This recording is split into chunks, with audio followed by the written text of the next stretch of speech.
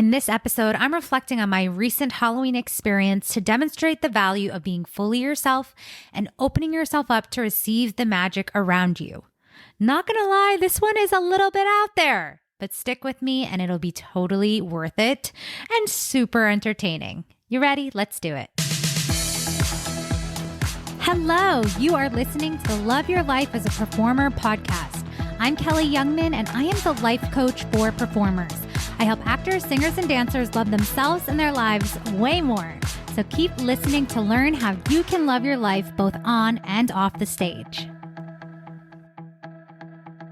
Hello, and welcome back to episode 16 of the Love Your Life as a Performer podcast.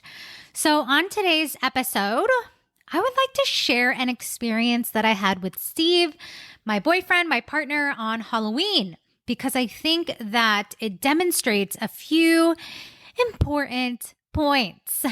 And I decided I wanted to share this on the podcast because I was telling the story to a client and I realized like the profoundness of the experience that I had. So you ready? Buckle up. Okay. So for those of you who may or may not know, Steve and I have a little bit of an age difference, an age gap.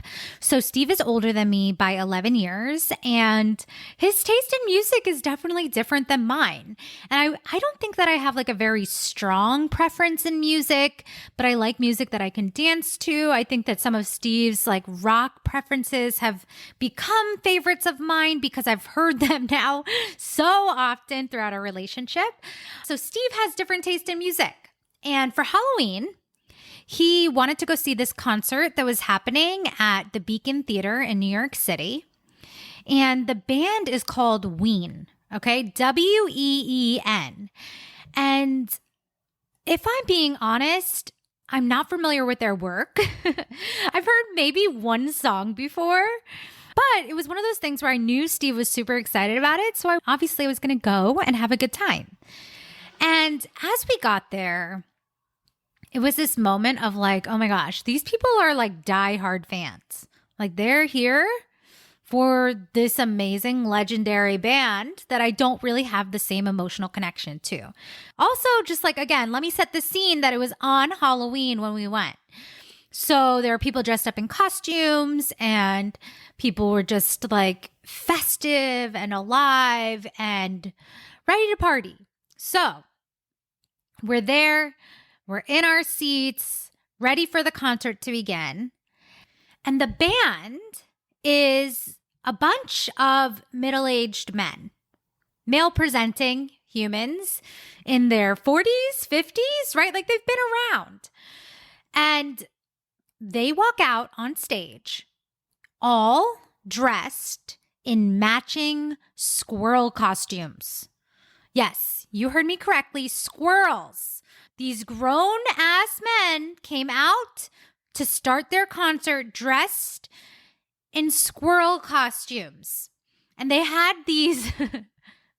Okay, just bear with me, okay? They had these, like, squishy...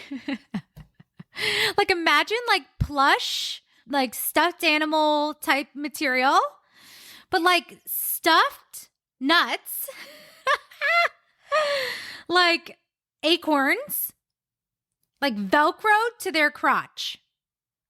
And here I am as a spectator, just taking it all in, okay? And in that moment, something clicked, right? It was wild to witness, one, this band, like people were going nuts, okay? And like the impact that this band has had on people and the impact that this was creating just by them being themselves, right? Like they were not thinking about what other people were going to think. I mean, I would imagine if they were coming out dressed as squirrels, like they were just having fun. They wanted to enjoy themselves. They were being playful. They were giving like zero fucks about what people would think about their stuffed animal acorns smushed on their... I can't even take myself seriously right now. But like they literally took these like acorns off. They were swinging them around. They threw them in the audience and people loved it. Their people went crazy. So I want you to consider that the people who are your people are your biggest fans and they already are your hugest supporters, right? And imagine the impact that your work could have in the world when you're really believing that the most powerful, potent way to show up is just being yourself, okay? And the other thing that I want to talk about is that, again, like this was not my scene. Like this wasn't a band or music or people that I was familiar with. And I remember, like, again, the whole vibe was like, this is Steve's thing. I want to support him. Let's go do this together. But then I had this moment of like, wow, like how powerful. I was just so inspired again by them coming on stage, dressed as squirrels, being themselves, that I just opened myself up. And I decided, I remember like consciously having this thought, like, what if I just opened myself up to experience their magic? And like, I don't even know, like me right now, as I'm talking about, I'm getting emotional because it's just like they stayed so freaking true to themselves, right? And so I literally had this moment of like, you know what? I'm here and I'm going to open myself up to receive everything that they're putting and showing us and sending our way into the audience. And I just decided, right? And I talk with my clients about this concept a lot too, of like really getting what you came for. And so I just decided, what do I want to get out of this freaking concert? What do I want to get out of this next hour and a half, 2 hours that I'm going to be sitting in this theater consuming their art? And I just decided. And you can use this, again, this idea for literally anything in your life. But I just decided I am here to receive their energy. I'm here to be inspired. I'm here to have fun. I'm here to open myself up to new things. I'm here to be fully present with Steve as he's enjoying this thing that means something to him. Like, I want to just be available for the fun, the joy, the pleasure, the excitement, the energy that is pulsing through this theater. So in that moment, it no longer became about like, well, what the fuck is this music? I don't know who these people are. I don't know any of the lyrics. And instead, it transformed the experience into one giant dance party for me, right? I was like, oh, wait, if I don't have to like know these people to receive their magic and to, you know, get what I came for, I can just do whatever I want. And what I want is to dance, and I want to let the music move me, and I want to just like be playful and in this energy that they're creating. And I think that this is such a good reminder that we are the ones who create our experience. I'm going to say that again. You are the one that creates your experience all of the time, right? And so I was talking with a client about this in the lens of like, when we sign up or say yes to a project and like we're sort of straddling like the, am I going to let myself like go all in and enjoy this? Or am I going to let these other things, whether it's other people's thoughts, my judgments, expectations, beliefs that I'm currently carrying, am I going to let that stop me from going all in and actively deciding what I want to get out of this experience and choosing to be responsible to actually get it, right? So in the instance of like taking on a job, are you going to like do this workshop and feel a little burdened by the pay? Are you going to do this workshop and feel a little like womp womp? It's not the best case scenario. It's not like the ultimate vision of my dream. Or are you going to just open yourself up to what's available for you to receive, right? I think it's the same thing with auditions. It's literally the same thing with anything. friendships, relationships, auditions, literally anything. You just have the option of being active and deciding what you want to get out of it, which allows you to guarantee what you're going to get out of it. Let me try to say that again, if I can remember. You have the opportunity and the option to be intentional about what you want to get out of it, which allows you to be responsible and guarantee what you walk away from any circumstance, conversation, experience with. And again, it starts with the belief that your experience is in your control. And that comes from your thoughts. It comes from your mindset, your perspective, and your intention, right? Your awareness and the level of your own conscious creation in your life. Okay? So I'm going to give you another example, right? Like, say you're going to take a class and you're like, oh boy, gonna just go take this class, but you don't actively decide what you want to get out of the experience. So it just leaves you open to respond to what's happening and react to what's happening rather than being in the driver's seat. You're like, oh, this combination's not super fun. It's not really that great. I don't like this song, right? Or like, womp womp.